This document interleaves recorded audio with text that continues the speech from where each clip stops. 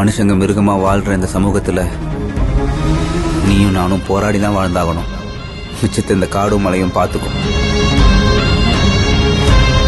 இங்க நான் வச்சதான் சட்டம், புரியுதா?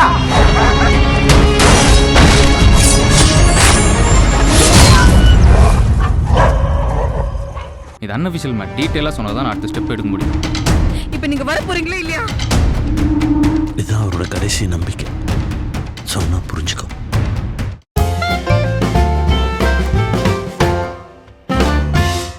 நீஃப்லிமாலயா நேயர்களுக்கு வணக்கம். நான் உங்கள் பத்திரிகையாளர் RS கார்த்திக். என் அருகில் சக்தி சரவணன். வணக்கம். நாங்கள் ரெண்டு பேரும் இன்னைக்கு விமர்சன விவாத நிகழ்ச்சியில பார்க்க இருக்கிற படம் திரு மாணிக்கம்.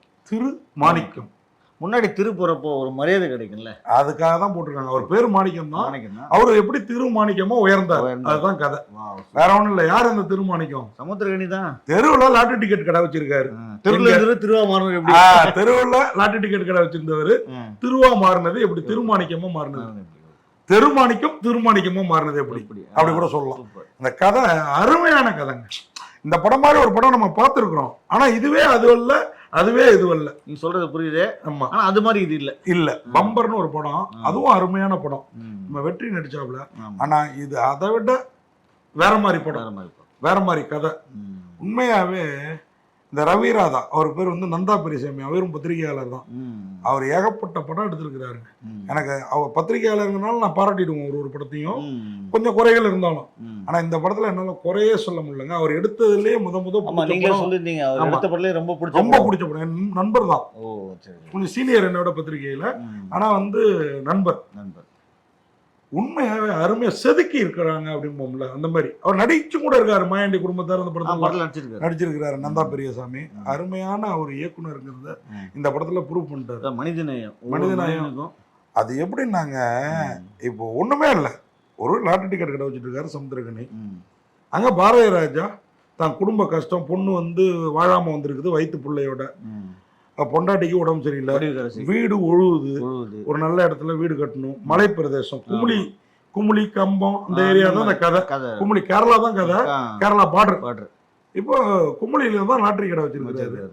இப்போ இவர் வந்து இடுக்கியில இருந்து வந்து 2 டிக்கெட் எடுத்து வச்சுட்டு பாரதி ராஜா ஊருக்கு போயிடுறாரு. பாரதி ராஜா ஊர் என்ன ஆள் என்ன எதுவும் தெரியாது. முக்கியம்னா காசு கொடுக்காம எடுத்து இல்ல, இவரு காசு கொடுத்து அனுப்புறாரு. பர்ஸை தொலைச்சிடுறாரு, காசை தொலைச்சிடுறாரு, இடுப்புல முடிஞ்சு வச்சிருந்த காசு. அந்த 500 ரூபா தாள அந்த இவங்களுக்கு கிடைக்கும் பாருங்க, கூட்டுறவங்களுக்கு. அப்போ பாரதி ராஜா ஊருக்கு போயிடுறாரு. யாரு என்னன்னு தெரியாது. ஒரு 3-4 டிக்கெட் எடுத்து வைக்கிறாரு. மொத்தம் 210 ரூபா என்னமோ சொல்லி கவர்ல போட்டு எடுத்து வச்சிடறாப்புல லாட்டரி டிக்கெட். இப்போ மறுநாள் காலை பெரிய ஏஜென்ட் வந்து இவருக்கு போன் வருது, கடைக்காரருக்கு. நீ உன் கடைக்கு அனுப்பின சீரீஸ்ல அதை கண்டுபிடிச்சிருவாங்க. லாட்டரியில சீரீஸ்ல உன்னோட ஃபர்ஸ்ட் பிரைஸ் 1.5 கோடி ரூபா ஓணம் பம்பர் இருக்குது, எடுத்துட்டு வா, நாளை இன்னைக்கு வந்துரு, அந்த யாருன்னு பாரு, அவங்களை கூப்பிட்டு வந்துரு அப்படின்றாப்புல. இவர் உடனே அவர் வந்து பாரதி ராஜா மற்ற டிக்கெட்லாம் நம்பர் பார்க்க மாட்டாரு. இந்த ஒரு டிக்கெட் மட்டும் லாஸ்ட்ல இந்த 4 9 இருக்கு, 3 9 இருக்கு, அதை எடுத்து வை அப்படின்னு. ஸோ இவர் வந்து எடுத்து வச்சிருக்கிறாரு. அந்த நம்பரை சொன்னோடனே இவர் உள்ள பார்ப்பாரு, சீரியலும் கரெக்டா இருக்கும். ஆஹா அப்படின்னு விழுந்துச்சு, எடுத்துட்டு போய் கொடுக்கலான்னு ரெடி ஆவாரு. பொண்டாட்டி வந்து நான் உங்களுக்கு இறாலு மீன் குழம்பு எல்லாம் பண்ணிருக்கேன், எடுத்துட்டு வரேன்னு டெய்லி சமையல் கொண்டு. அனன்யா தான் ஒய்ஃப்.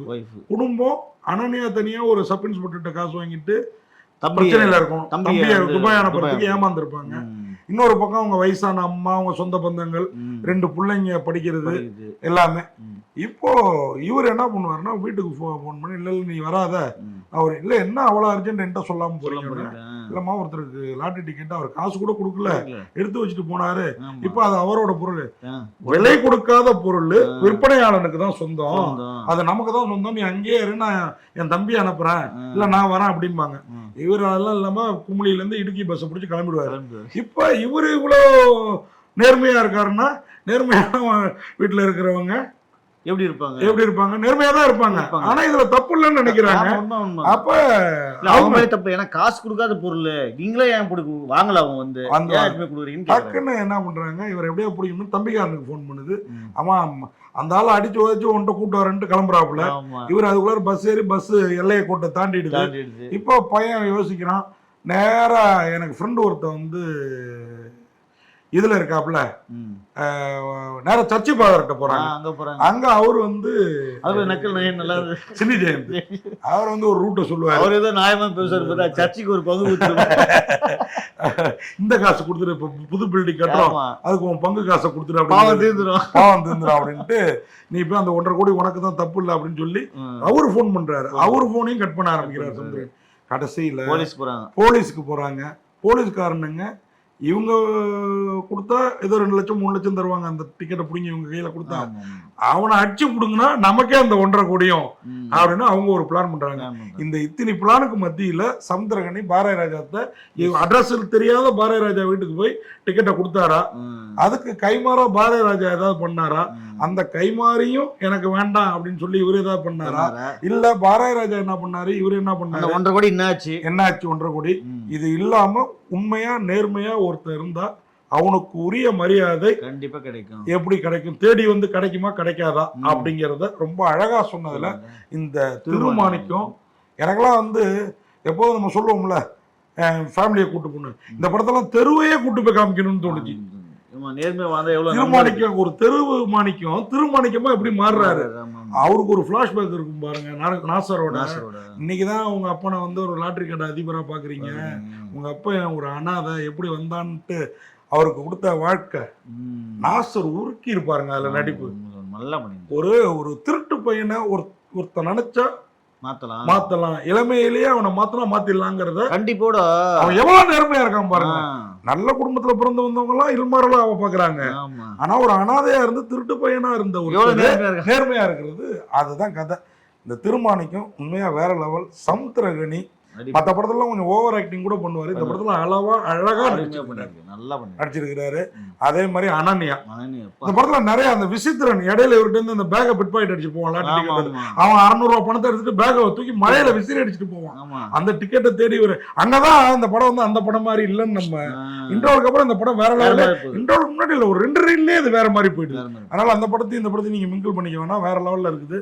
அனன்யா அப்புறம் அந்த வயிற்று புள்ளதாச்சியா வருது அந்த அம்மா, அந்த மலையாள நடிகை பாரதி ராஜா, வடிவுக்கரசி. பாரதி ராஜாவுக்கு ஜோடி வடிவுக்கரசி அறிமுகப்படுத்தினதே பாரதி ராஜா தான். இன்னைக்கு ஜோடியா நடிக்கிறாங்க. வயது முதிர்ந்தாலும் பாரதி ராஜா மற்ற படத்துல சில இதுல ஓவர் ரைட்டிங் அவரும் பண்ணுவாரு, இதுல அதெல்லாம் பண்ணல. அவர் சிறந்த இயக்குனர். எனக்குலாம் எங்க அப்பாவை பாக்குற மாதிரி இருந்தது, புரியல. ஏன்னா எங்க அப்பா 90 வயசு கிராஸ் பண்றாரு, 88க்கு மேல. அப்படியே நமக்கு அந்த ஃபீல் வந்துருச்சு.